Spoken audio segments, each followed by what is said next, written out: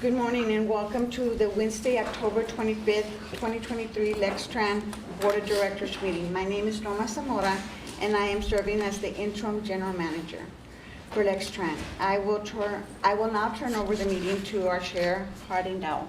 Thank you, Norma. We'll call this meeting to order and we will call the roll. Ms. Rogers? Here. Ms. Borges-Gonzalez? Present. Mr. Ward? Here. Present. Mr. Schoninger? Here. Mr. Motley is absent. Judge Thurston? Present. Dr. Acapo? Here. All right, we have a quorum. I note there are people signed up for public comment. We will take the first name on the list.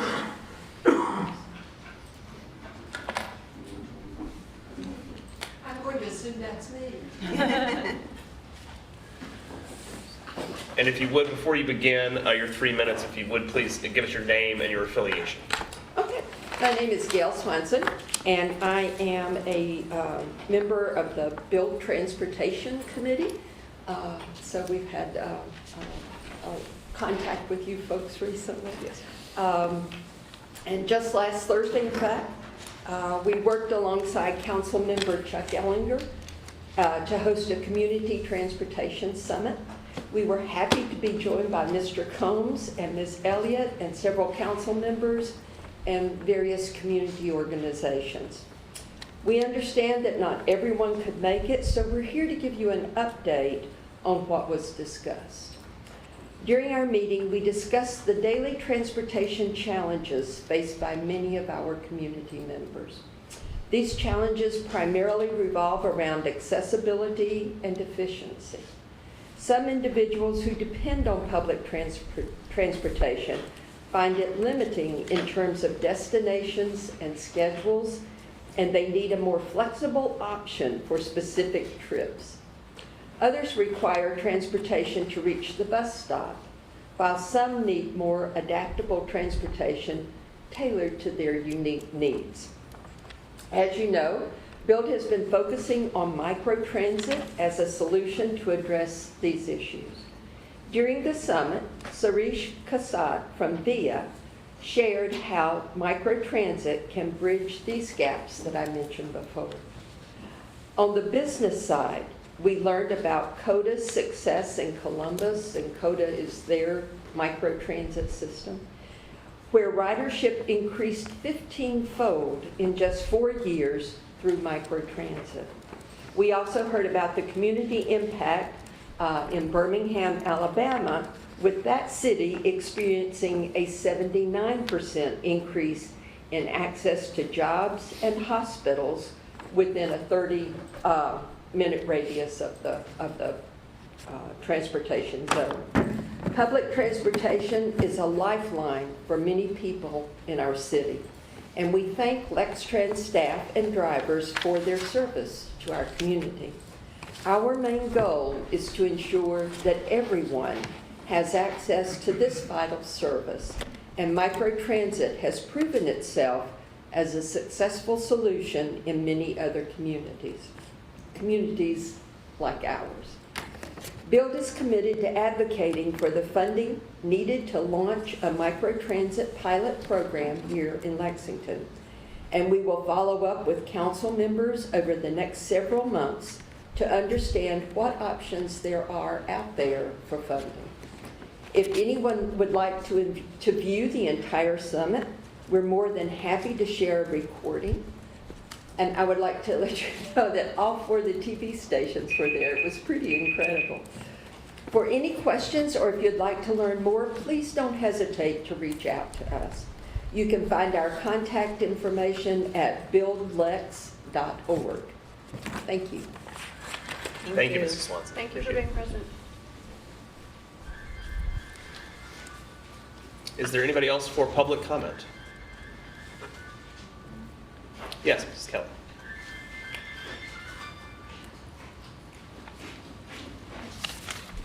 My name is Laura Kelly. I am an occasional Lextran passenger, a Lextran bus operator, an Amalgamated Transit Union member, and the financial secretary of the ATU Local 639, as well as a taxpayer.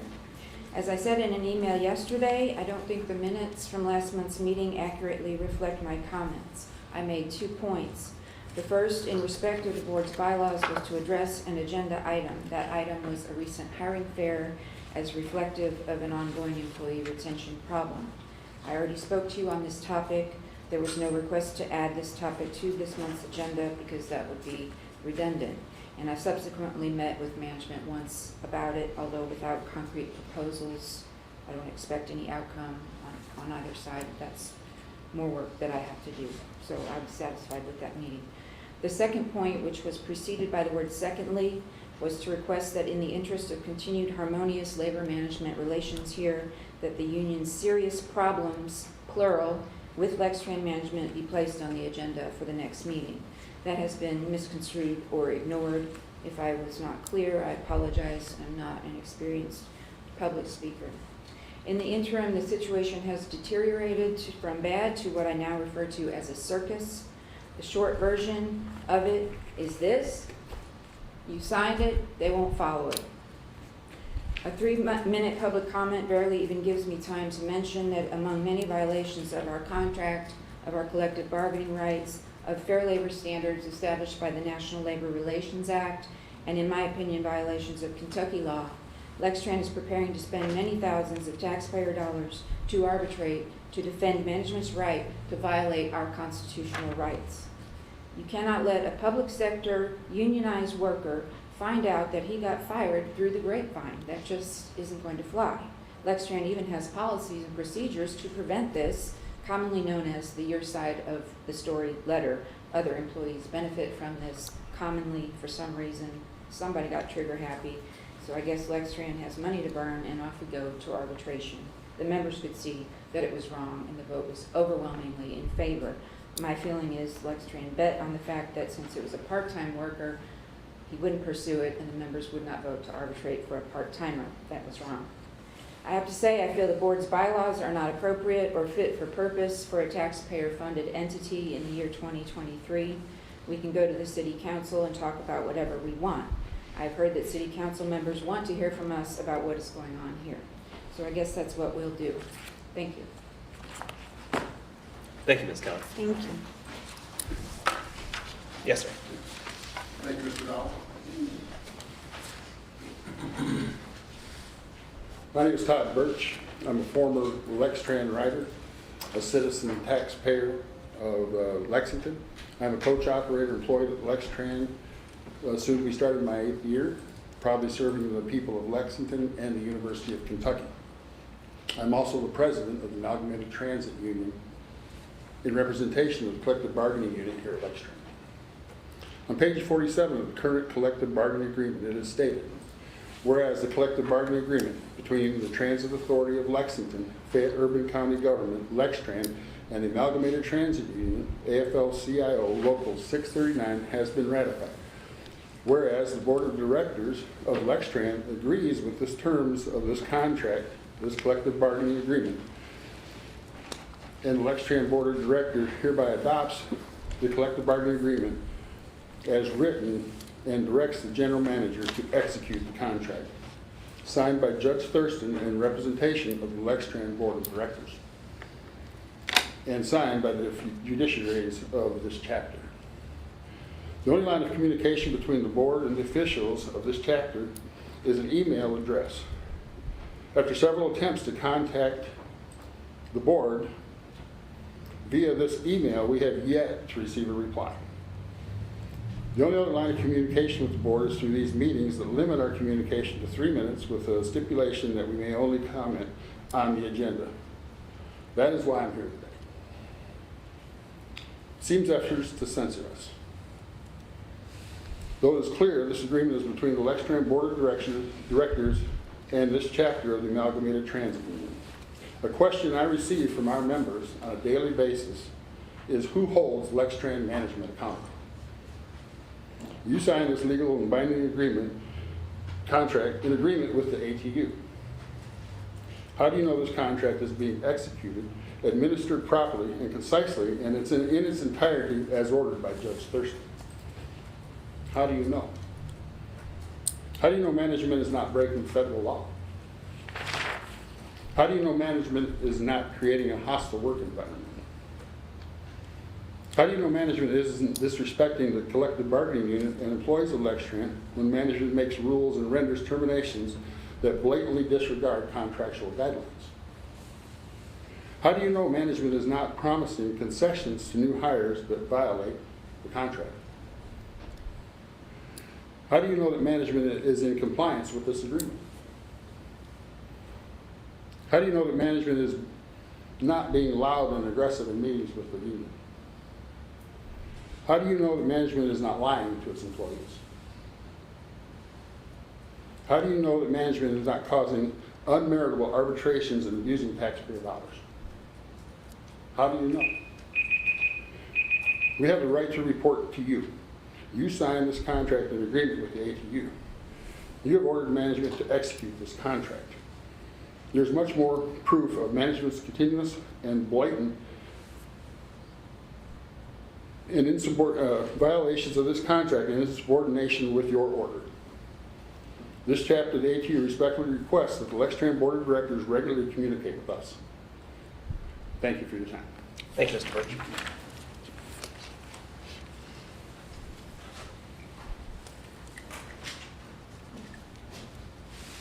Is there anybody else for public comment? All right. We will move to approval of the minutes, and I would like to acknowledge Ms. Kelly's dispute with the minutes. We have two options for how to address that as a board. One is to amend the minutes or to acknowledge Ms. Kelly's dispute and to work out an appropriate amendment, which will be reflected in next month's minutes. That's perhaps what I would recommend that we do so that the language can be clearly reflective of her comments. So what I would ask then is that we approve the minutes as submitted with acknowledgement of Ms. Kelly's dispute to be rendered in the following month's minutes. Is there a motion to approve the minutes as I just stated? So moved. Thank you, Mr. Schoninger. Is there a second? Second, yes. Thank you, Judge Thurston. All in favor? Aye. Aye. Aye. Thank you all. Aye. Thanks. And to be clear, the new minutes will be in the next Yes. month's packet. Yeah. So essentially, we'll be tweaking paragraph 2. That's correct. In the new We will revise Next Article 2 of the September minutes, exactly. As a chair's report, I appreciate everybody's public comment today. I do want to make it clear that this board does feel a great deal of responsibility to the community and to our employees. I've spoken with management just this week with a direction to set up a forum for discussion with union membership to try to get to the bottom of some of the issues that have been brought up today. And I look forward to having that sooner rather than later. I don't have a specific date to communicate to you all, but we'll be in better communication going forward. So I appreciate those comments, and we take them very seriously. Moving ahead to the Finance Committee's report and a presentation of the fiscal year 2023 audit. Mr. Ward. Thank you. I'll just start, and I say this every year. First of all, the Finance Committee is made up of Dr. Capo, Jamie Rogers, and me. And we meet with the auditor a few weeks ago, and we go through the audit very thoroughly. Brad Shelley with Crow will go through the audit here in just a second, and he'll go over it more briefly than what we go through it, but just want everybody on the board and everybody listening that we do go very thoroughly with it. One thing that Brad will mention is that we received an unmodified opinion, which means that the auditor concluded that our financial statements are presented fairly in all material respects and in accordance with generally accepted accounting practices. And when Brad finishes, I want to make one comment about our cash position at the end of his comments. And then also, and I know Nikki's not here today, but she's probably on the Zoom. Wanted to thank Nikki and Stephanie and their team for their hard work on getting ready for the audit. The work that they do year-round just makes the audit process go very smoothly, so we appreciate that. So Brad, you can come up and give your report.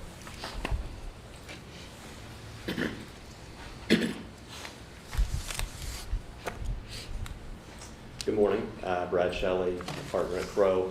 As George just mentioned, we met a few weeks ago towards the end of September to walk through the reports that I think are in your packet today.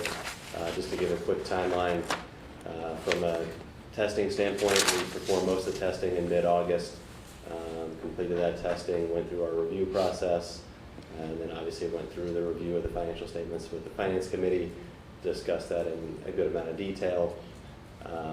Also, as George mentioned, there's actually 3 reports within the financial statements.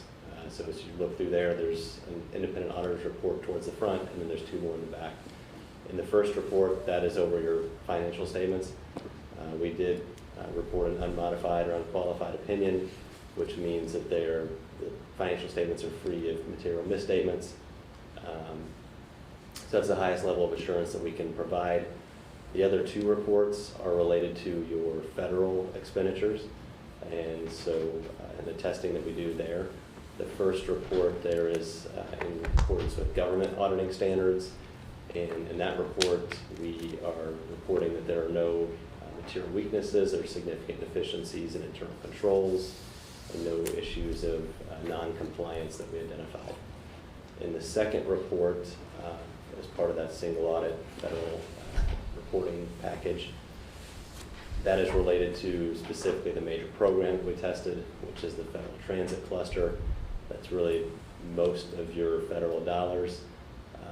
Based on our testing, we did not identify, again, any material weaknesses or significant deficiencies, and had no issues with that testing from any kind of allowable cost, anything along those lines. And we are reporting an unmodified opinion on that as well. From there, you had 2 other reports, I think are in your packet as well, or 2 other letters. One is a 1-page letter we refer to as a management letter. In that letter, again, we're stating no material weaknesses or significant deficiencies in internal controls. And then the second letter is one we refer to as the audit communications letter, the SAS 114 letter. And that goes through a variety of information. The main things to take away there were no audit adjustments. So we did not have any adjustments that we proposed to management that we either recorded or were waived. So no adjustments whatsoever. No other disagreements, issues, consultations with other accountants. So a very clean report from that standpoint. And I would echo what George said as far as thanking both Nikki and Stephanie and the rest of the team. They did a good job in preparing the information for us, having that information available.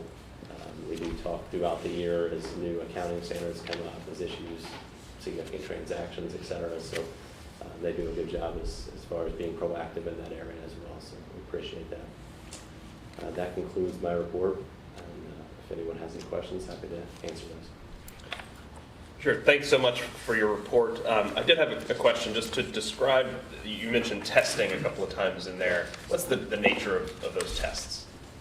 Yeah, so there's really, I'll say there's 3 different pieces of testing, if you kind of break it down.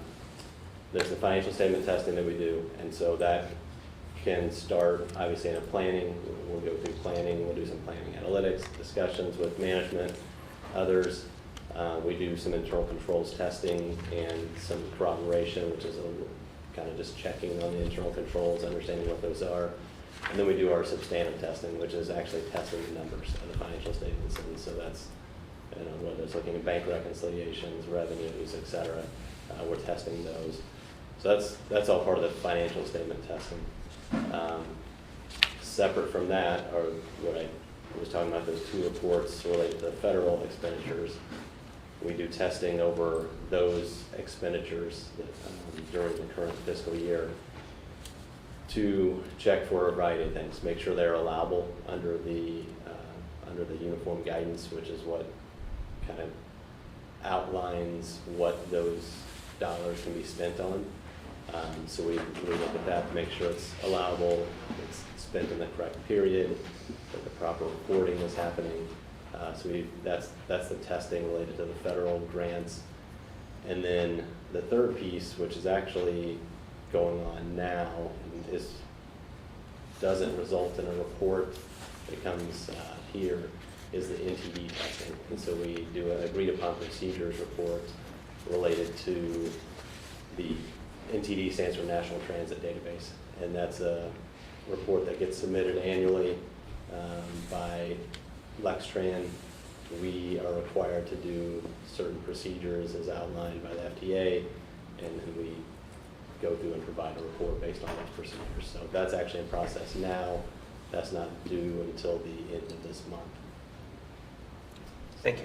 And when you say testing, you mean taking a sample and Yeah, reviewing certainly, those? yeah. Yeah, we are sampling. We're not testing 100% of transactions. Any other questions?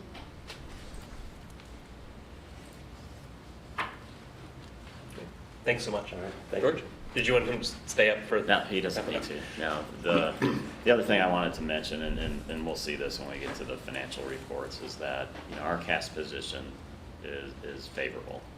And a lot of that is due to money that was reimbursed to Lextran because of, different COVID dollars from the federal government. We do have one area that is of pretty strong concern, and just want everybody to be aware of it, and that's the cost of paratransit. And, we're required by law to provide it. It's, we had to change providers last year because our previous provider no longer wanted to be in that business. And so you'll see those costs as the year goes on be much higher than what we've been used to, like millions of dollars higher than what we're used to. And so, while the appearance is that we've got a pretty strong cash position, the reality is our committee and the board and our paratransit provider will have to work over time to get those costs under control so that we'll be able to maintain our stable position. So just wanted everyone to be aware of that. Great. Thank you, George. Appreciate that. Any other questions about the audit report? Okay. I don't believe this is something we have to resolve to accept, just it is, correct? Does Nikki know? I think we do need to vote. I think we approve it. I'm sure you do. Yeah. Okay. I'll make a motion to approve the audit as has been presented to this board this morning. Second. Is there a second? I All in favor? second. All right. All in favor? Aye. Thank you. Better be safe than sorry. Yeah, I agree. All right. Then monthly performance and financials report. Brett.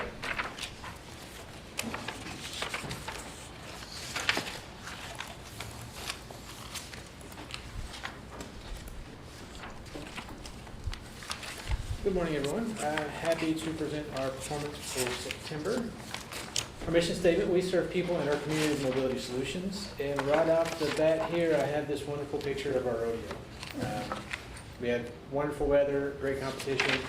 Our winner, Mike Burnett, Phil Cigar, and Hugh Mason rounding out the top three. Just a great event again this year. And this is the 15th annual, is that correct? 15th annual rodeo? Really happy with the camaraderie and fellowship that we had. Some more pictures from the rodeo. And again, Mike Burnett, our first place winner, will represent Lextran at the APTA International Bus Rodeo. That's going to occur, I'm understanding, in April of next year in Portland. So I've got all the faith in the world he's going to come home with a championship. Other highlights for September: we hosted the Mayor's Urban Growth Management Advisory Committee on a bus tour of land that was under consideration to join the urban services boundary. And if you followed along in the news, this committee did propose that about 3,000 acres be added to the urban services boundary. The next steps of that process would be to master plan that land and then go back in front of Planning Commission and ultimately City Council to determine whether or not that would in fact be included in the urban services boundary. So we're happy to play a supporting role in that, to kind of see what perhaps the future of Lexington might look like. We held another hiring event here at the Lab Administrative Offices that resulted in 32 interviews. And our staff was engaged in the community events. We had 5 community travel training sessions, 2 of those in Spanish, and 4 how to ride sessions. And lastly, we had 2 accommodations for the month, Sierra Johnson and Jason Messer, both bus operators, and if I understand correctly, both fairly new bus operators. So good to see accommodations for those operators. Brad, before we go on, I just wanted to interrupt with one question. Is Lextran actively involved with the master planning of any USB expansion area, assuming that transit access to that new developable land would be part of that master plan? I'm going to find my way into those conversations. Please do. Yeah. Jumping into ridership, in September, we were at about 380,000 trips. You see we are ahead of both last year and the average September over the past few years, so strong return on fixed route. In paratransit, we're at nearly 14,000 trips. As you see, again, as we've trended over the past few months, below the previous year and average ridership. And back to Mr. Shelley's point on the NTD audit, we are underway with our data, ridership data and other data. This is, as we were going to come back and talk about next month once that procedure is complete. I have had conversations with Ecolane, which is the Wheels Paratransit scheduling and data software company. We've received some raw data that we can start to process. That work has begun. Hopefully by November we can come back and show how this will change. So there'll be some slight differences, but we'll make sure we lay all that out so everybody is on the same page moving forward. For our system productivity, on fixed route, 950,000 trips so far this year to date. We're about 150,000 trips over where we were last year. On wheels, it's close to the same. We're 1,500 trips or so below. Revenue miles and hours are tracking right along where we'd expect them to be. And then those productivity factors are again looking good. For on-time performance, we had about 85% on fixed route and 65% on paratransit for the month. So those are 2 issues we will continue to look at moving forward. Safety, 1 preventable accident on fixed route, 2 on paratransit. We're looking good there on those rates as well. 1 workers' compensation claim, so we're running well beyond where we were last year. And on maintenance, nearly 26,000 miles between road calls, which is a really an amazing number. However, on the preventive maintenance inspections, we did 59 of 60. There was 1 non-revenue vehicle where we had some data entry issues with the system. That PM was completed, it was just not completed on schedule. But again, that was a non-revenue vehicle. We identified that issue and we worked that out. So that concludes the performance report. I'm happy to answer any questions. I have a question on the on-time performance. Sure. And it looks like it slipped in both fixed route and paratransit. I'm just wondering if we know a cause and if we've done anything to fix it. I think the cause on fixed route mostly has been some construction detours. And then on paratransit, it's again the capacity issues. You see the productivity metrics, they went up, so that on-time performance is going to drop. It's that peak period throughput that's where we're really seeing an issue. From what I understand, I'm talking with Byron, some of the employment issues, they're working, they're not, I think, fully staffed, but they're getting closer and closer. So that's going to help moving forward. How do you communicate to the public when you have construction slowdowns on We have the schedules? We have a detour system within our CAT ADL that can help communicate. So the community relations staff would send out tweets or Facebook posts. We can send it directly to the app, the MyStop app. So anyone who's looking at the app can see what a detour might be affecting their trip. And that all originates in dispatch, who would create the detour and say, this is the situation, the bus is going to go this way instead of its normal route. That communication will flow from them out to community relations and out to the public.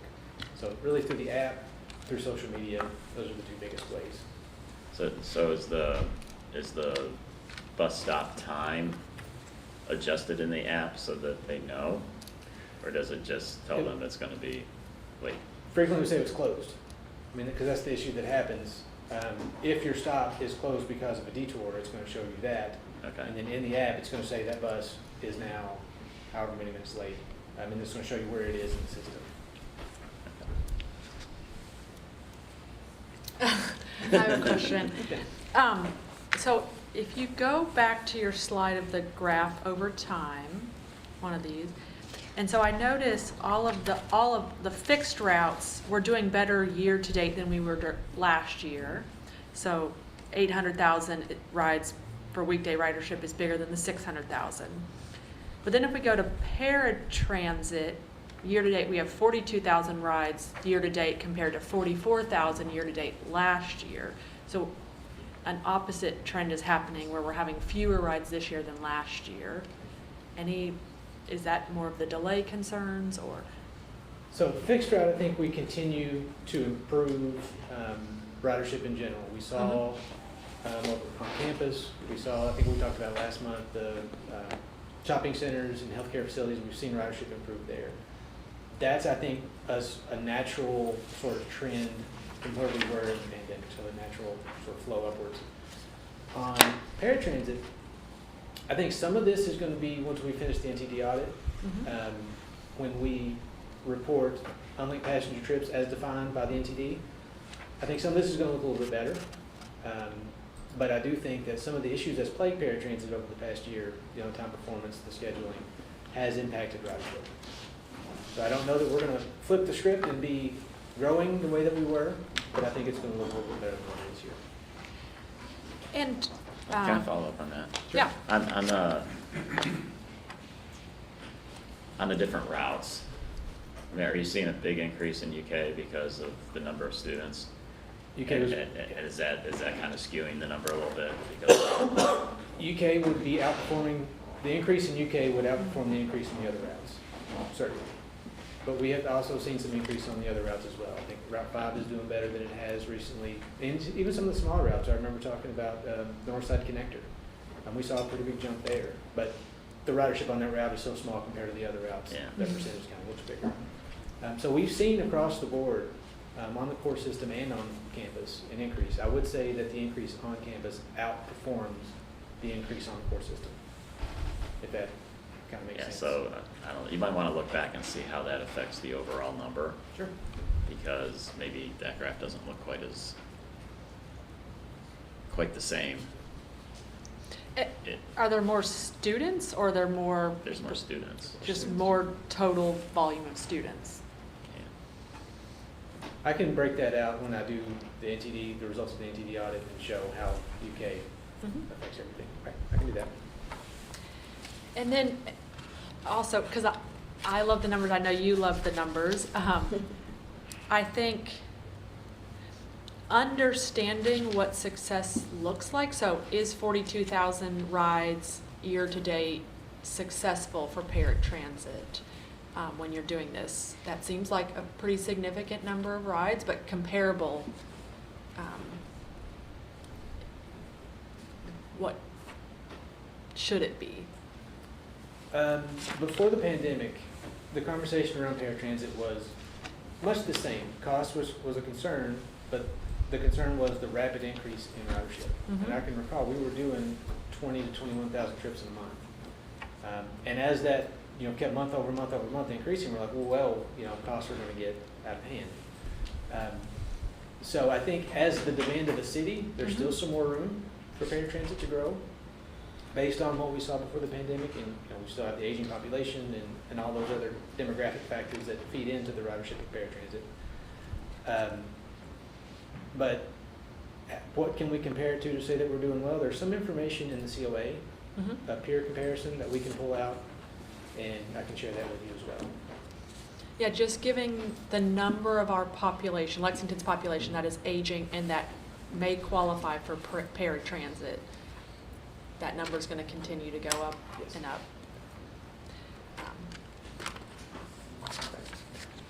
I'll see if maybe I can put a slide in on that too. Thank you. Let me follow up on that too. Sure. Do we know if, I'm going to make an assumption that we're not doing same day bookings anymore. We're not. So do you think that's impact the ridership? It could be. And speaking on same day bookings, that was part of the build microtransit update that I had, and that we've already heard a little bit about today.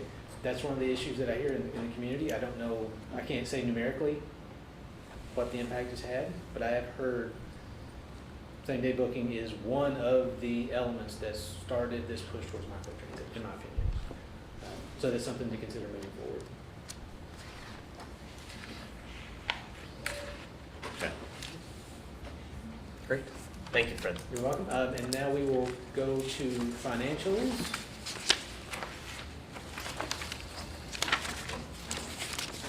Morning. Sorry I can't be there in person, but I'm here, I'm there in spirit. So I think Brad and all the work that the auditors did, and trust me, they leave no rock unturned. They are very thorough, so you can feel confident that they check everything. So we'll look at the balance sheet for September. This is our first quarter. We're pretty pleased with the numbers at this time. Our operating cash is still strong at this time.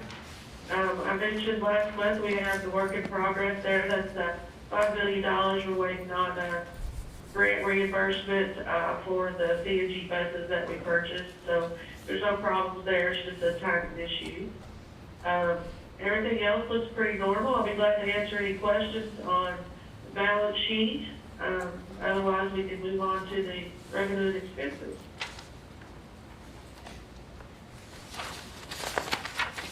Okay, property taxes are right on track for this time. We should see the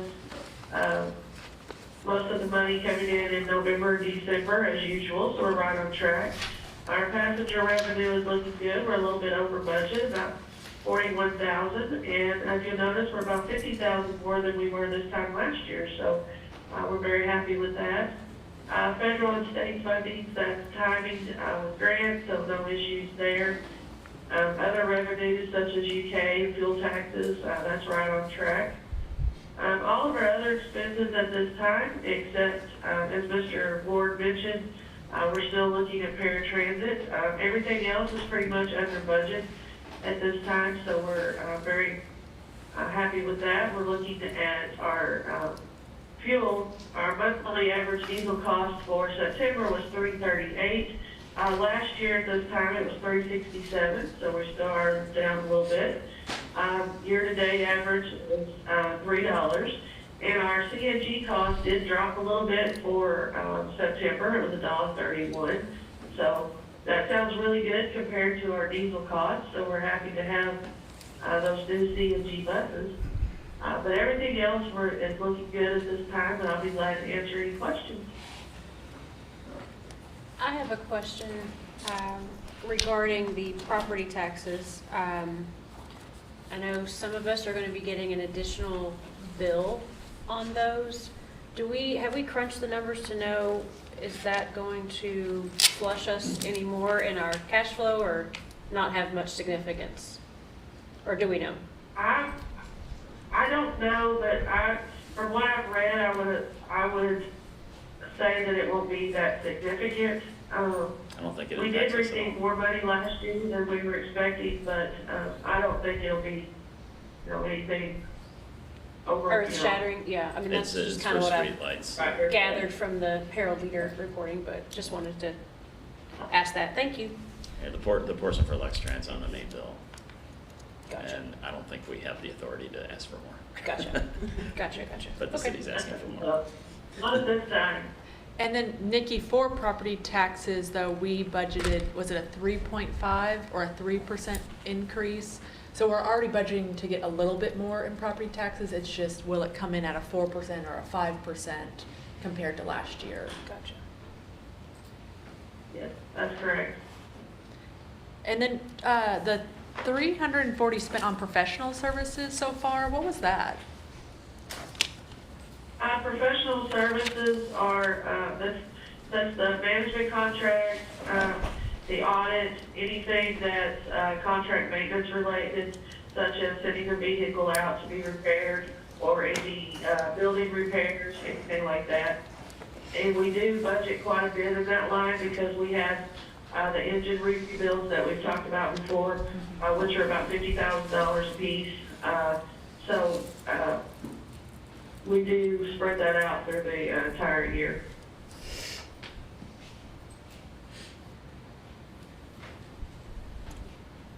Any other questions? Thank you, Nikki. Thank you. Feel better.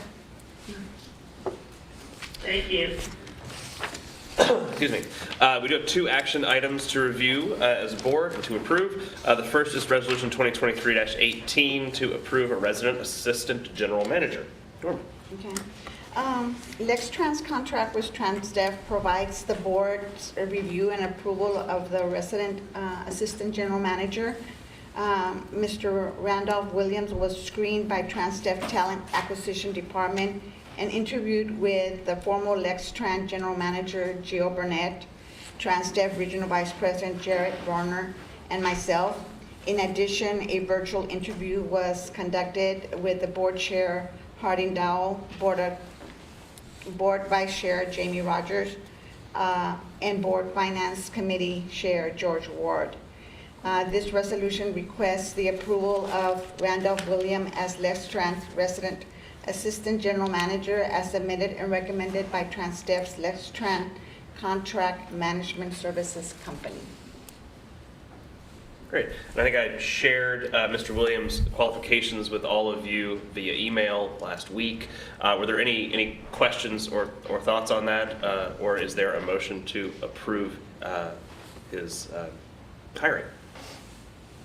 I'll make a motion to approve or second, whichever. We'll let Paul move, George second. All in favor? Aye.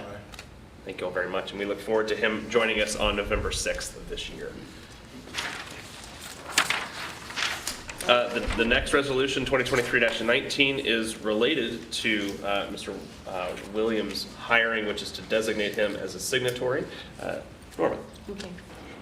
This action is being requested to replace Mr. John Gibbons, Director of Risk Management, who will be retiring this month.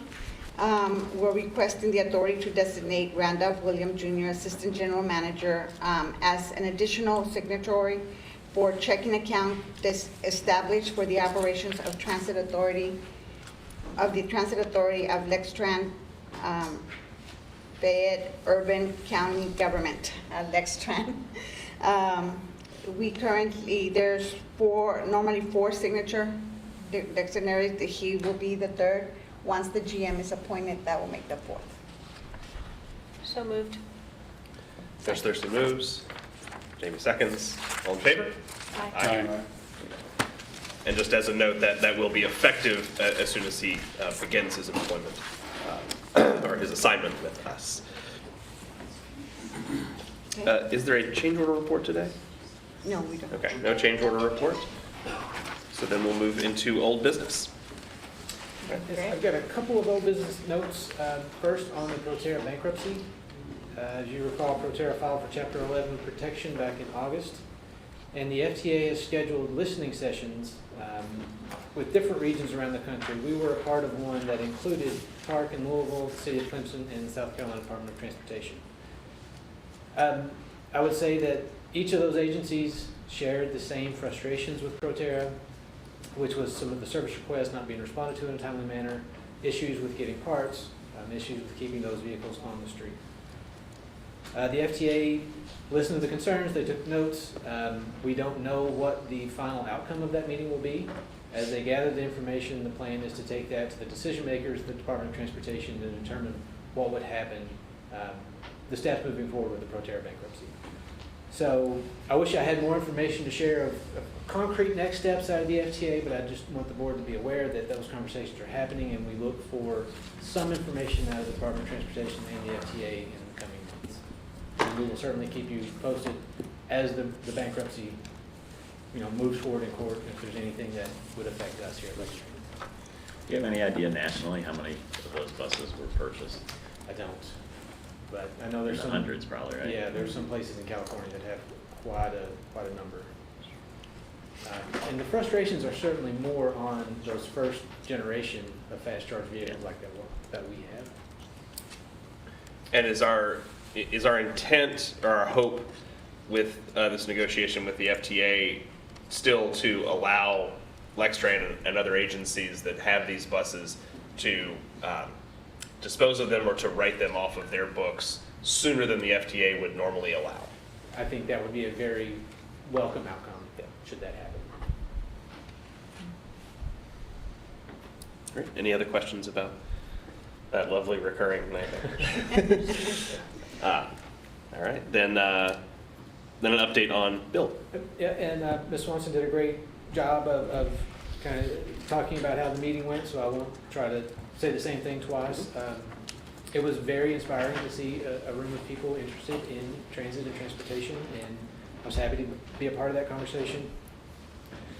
Some of those issues where I think this is coming from, we talk about gaps in the system and gaps in transportation. I do think the same day scheduling from the Wheels perspective is one of those issues that has helped, make the argument that microtransit is something that we should be interested in.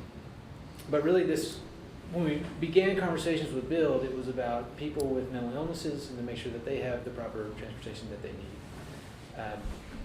So that being said, I think our next steps in the community conversation is to make sure that we understand the scope of what we're trying to accomplish, and then of course the funding piece. So as we are in the community, as board members, you might be asked about microtransit and what we're thinking here at Lextran. I think what you need to keep in mind is really that the scope piece in terms of where in the city does this make sense. Some of that was investigated at a very conceptual level in our COA, and so that information is there. Where we think it might make the most sense to really dial in and look at some zones in the city where this might work. And then, of course, the second is the funding piece. We certainly don't have money budgeted currently for a microtransit pilot program. There are some federal grants that are available that possibly we could partner with the city and pursue. But at the moment, I don't think there's any concrete next step for a pilot program. Some conversations need to happen so we can define this scope a little bit better before I think we're at that point. And I also do want to say, if at some point Lextran did partner into a microtransit pilot program with the city, we have to be very careful of our procurement rules. VIA was the company who gave the presentation. They are certainly very active in the microtransit space, but they're not the only company that work in the space as well. If our public money is involved, then we would need to follow the proper procurement rules, which normally would be an open and competitive bid. So at the end of the day, should sometime down the road that we get to pilot a project like this, it might not be VIA. Very well could be, because again, they are very active in the market. But just as you are in the community, if this comes up, that's a couple of points to keep in mind. Certainly as the conversation continues, we'll keep the board aware. Fred, on that procurement question, when we enter into professional services contracts, for instance, with our architects on the canopy, are those treated differently than other procurement actions? They are not. Okay. We did an open procurement for an architectural and engineering contract, and Kersey & Kersey was selected through a competitive process to be the architect. And what allows us to enter into them on those sub-projects was it's a time and materials deal, so we can issue them task orders as needs arise. Okay. We don't have a contracted service provider that could do anything like this on sort of an as-needed basis. Mm-hmm. There is one caveat in that some grants will allow you to name a vendor, like a demonstration grant or something like that. Some of the more innovative grants will have that capability, but again, we're quite a ways from having those conversations, and to make sure that if we do go down that road, we choose the right partner for us. And am I correct in assuming that in those instances, we are able to use some form of qualifications-based selection, that it's not just on dollars? Correct. That would be an RFP rather than a request for proposals rather than an invitation to bid. Yeah. Any other questions? Right, you may not know this at this moment, is this responsibility always the transit organization's responsibility, or in other communities where there's microtransit, is there a nonprofit or other organization providing those types of services? Have you heard any of that? I think more often than not, it is the transit agency taking the lead, but I don't think that's always the case. I think there are some cities who have, transit agencies are housed in different cities have different structures. Some transit agencies are actually part of the city, some are separate. It's really just a mix.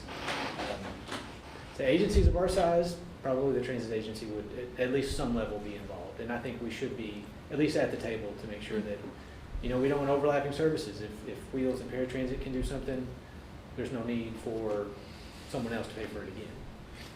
And the reason I ask, because I know there's a lot of conversations around mental health, and there's a lot of great nonprofits that provide mental health wraparound services if they were providing transit services as well as their other wraparound services. We'd want to make sure there's no duplication if there's other nonprofit already providing, or would be in a better place to provide those services.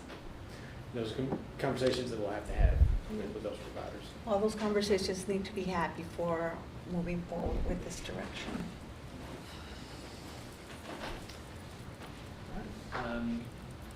So I think the next item on the agenda is the new business, if I may step on ahead. Go ahead. LAX 18 Heroes Among Us, I don't know if you all had a moment to watch this video, but this is a very powerful story, above and beyond. You know, we talk about ridership.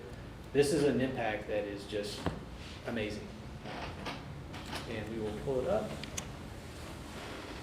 share this with everyone. Oh, did I open that again? You had that open for me, didn't you? I'm sorry.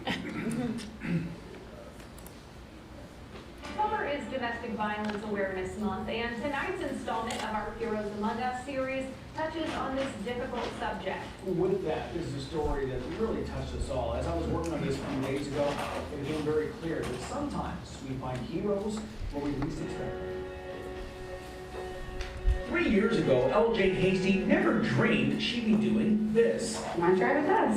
The mother of 3 says she was in an abusive relationship and didn't feel supported by local authorities. So she sent her 3 boys to live with her mother and fled to Lexington, leaving everything behind and choosing homelessness over a living hell. I've lost everything at this point, and I don't want it to all be for nothing. That was my reasoning. And every day I would see this lady driving this bus, and she always had words for me, words of wisdom, encouragement. And sometimes she told me stuff that I didn't want to hear. And she would tell me, I'm only telling you this out of love because I see the work. And at that time, I don't think I seen my own work. That driver, that hero, was Carrie Sullivan. I could see past what she was going through, and I seen the drive that she had. That's what drew me to her. Sometimes I would just ride around because I didn't have anywhere else to go. But that was a safe place for me. And I would tell her to hold on, hang in there, because there's something in the end for you. On Carrie's advice, LJ got her CDL, and today, she's the one in control, behind the wheel of a Lextran bus, protected and supported by her newfound family. They didn't look at me any different, even though they knew, that I was staying in shelter and what I was going through. It's like they only see me moving forward, and that was different. You see somebody who has that drive, you can't do nothing but help them. And that's what we do. We do the small stuff, we can get through that. We have that family presence here, everyone looks at others as their family, and we try to take care of each other. And what would LJ tell others? Try looking within and trying to remember who you were before this happened, because that person is not lost, and you can get back to that and you can be better. Love her story. As LJ is putting her life together, she's hopeful her kids will be able to rejoin her in time for Christmas. October is Domestic Violence Awareness Month, and the City of Lexington is taking steps to try and prevent attacks. The It's Time campaign is working to empower victims by getting people to talk about domestic violence. For more information about the campaign, log on to itstimelexington.org. And if you know of a hero who's making a difference in your community, let us know. Send an email to hero@wlex.tv and be sure to include a contact phone number. What an amazing story. Jason, kudos to you and your team. That's truly inspiring, and goes to show that I think our employees here are absolutely heroes. So the next item on our agenda is John Gibbons' retirement recognition. I'm going to ask Jason Dow to come up and say a few words.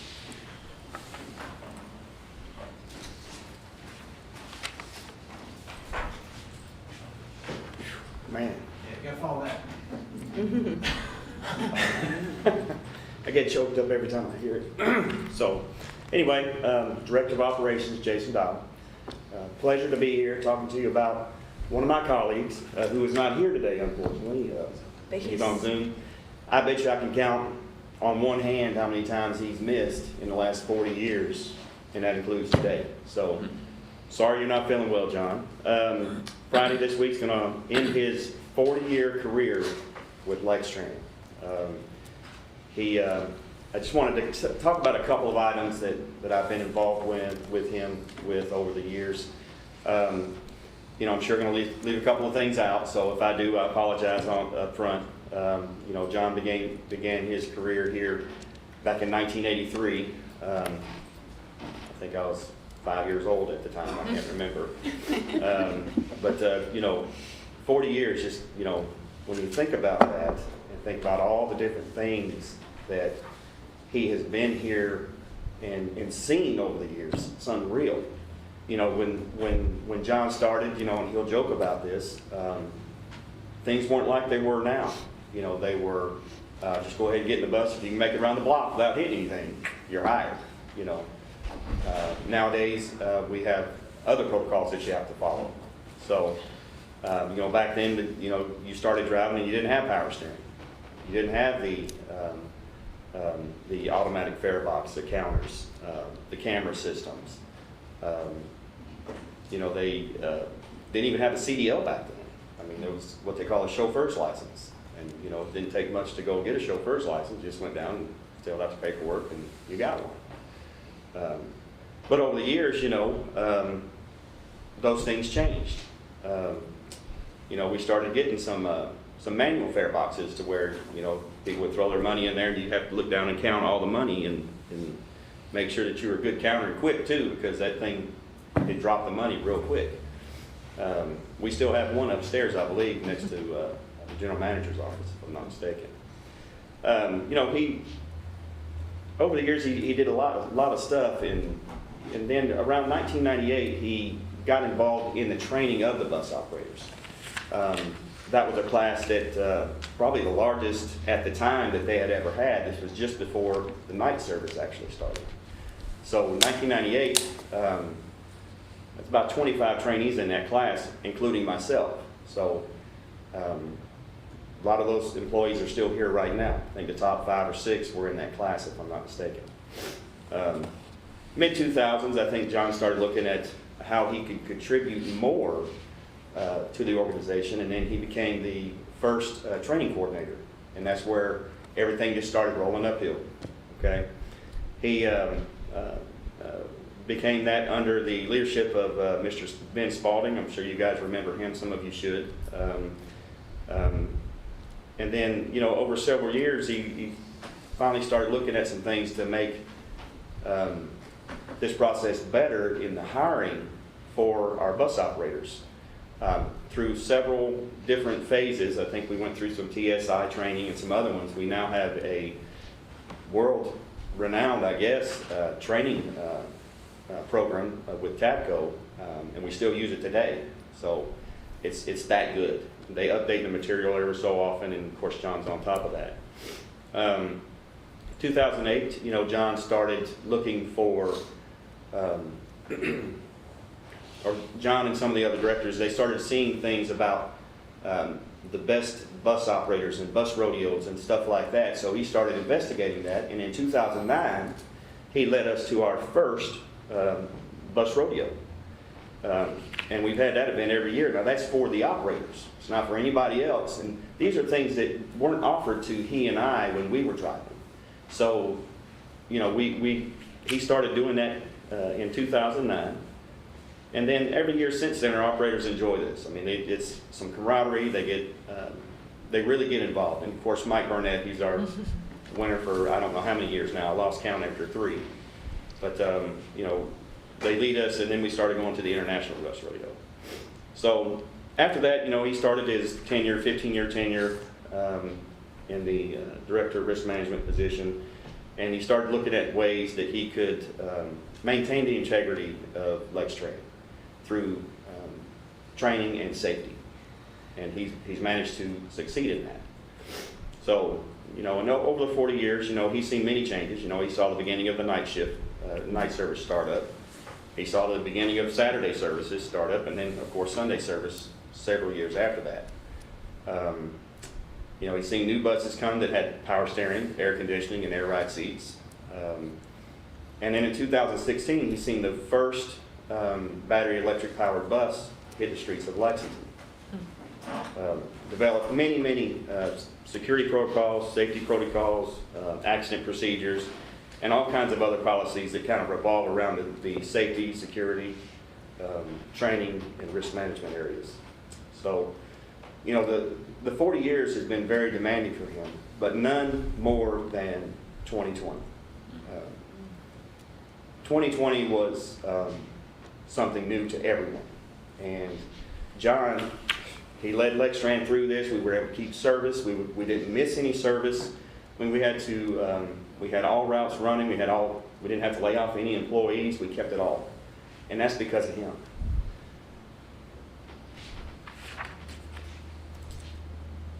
These protocols came with a lot of overnight policy making. So literally overnight we would have to make a policy because the things were changing. We were learning so much about this new virus that had been going around. And I can't tell you how many times that myself, probably Fred and some of the other team had spoke with John around 2 in the morning saying, hey, we've got this guy, he's got the virus, well, what do we need to do? And it happened frequently. I think we figured it up and we probably made $2 an hour during those times. But, you know,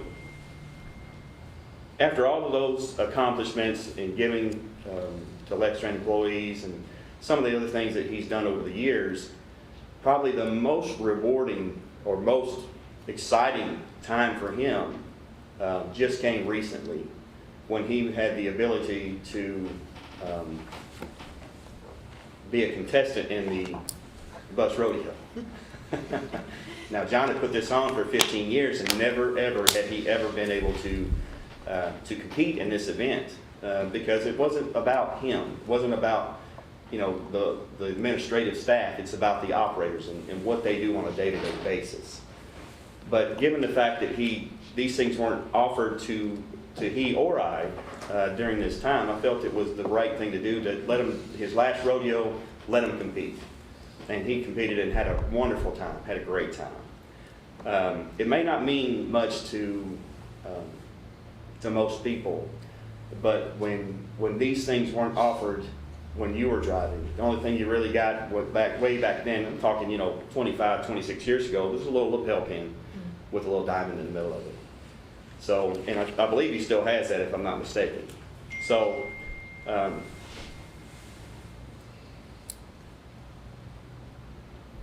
so the excitement was because not only was he setting the course up and validating and taking all the buses through, but now he got to compete. But, you know, he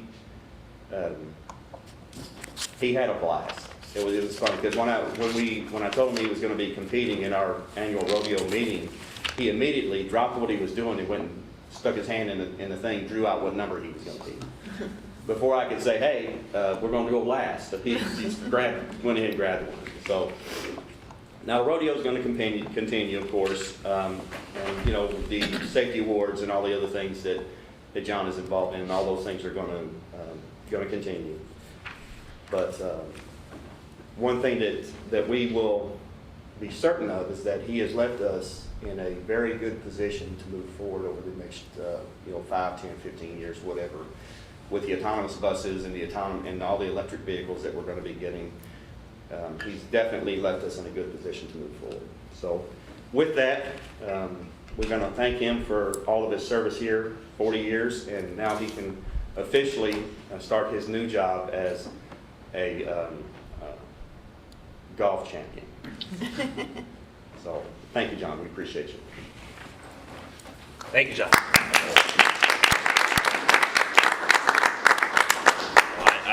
I will say that I've had the privilege of working with John as long as I've been on this board and attended the safety awards last year and can speak firsthand to the immense respect that John has for all of our employees, especially our operators who keep our riders safe every day. But yes, our immense thanks to John and best of luck in his next adventure. Proposed agenda items upcoming. Norma, you want to run through those? Yes. On the resolution with Kentucky's deferred comp update joiner agreement, that resolution, my understanding, is still pending the hiring of a permanent GM before that resolution can be brought forward to the board. So that's where we are with that one. On Resolution B, the drug and alcohol policy, FTA was here last week, the 16th through the 18th. They conducted a drug and alcohol compliance review. And there were several items associated with our program that require some attention. We have been given 90 days to address those situations, and we plan to present the final audit report to the board next month with the findings and with the results of that. And on the Resolution C, the paratransit eligibility assessment, currently the RFPs were issued, opened on August the 15th. The submissions, proposed submission date was October the 5th. Evaluations are due October the 27th.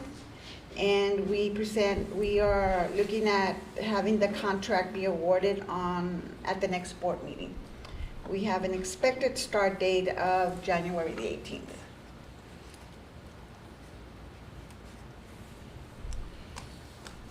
And that's it. Okay. Great. No reason for closed session today, and so we stand adjourned. Thanks so much to everybody for joining us. We see you next month. Thank you.